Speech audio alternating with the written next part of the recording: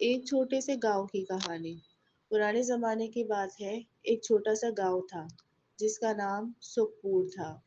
یہ گاؤں سرسبز و شاداب اور گھنے درختوں کے درمیان بسا ہوا تھا۔ گاؤں کے لوگ نہایت سادہ مزاج اور محنتی تھے۔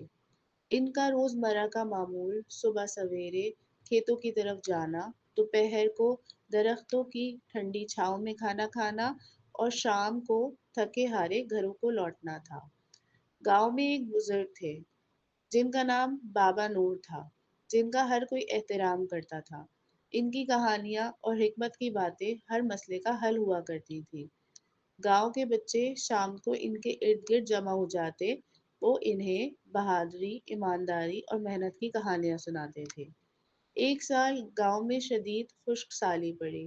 بارش نہ ہونے کی وجہ سے کھیت سوکھنے لگے اور فصلیں تباہ ہونے لگی۔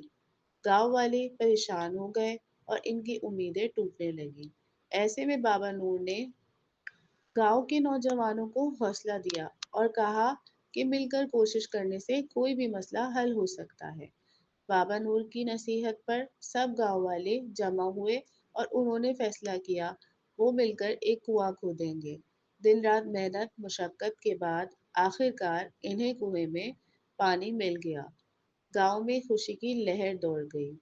پانی ملنے کے بعد گاؤں والوں نے اپنے کھیتوں کو دوبارہ سرسبز بنایا اور ایک بار پھر ان کی زندگی معمول پر آ گئی۔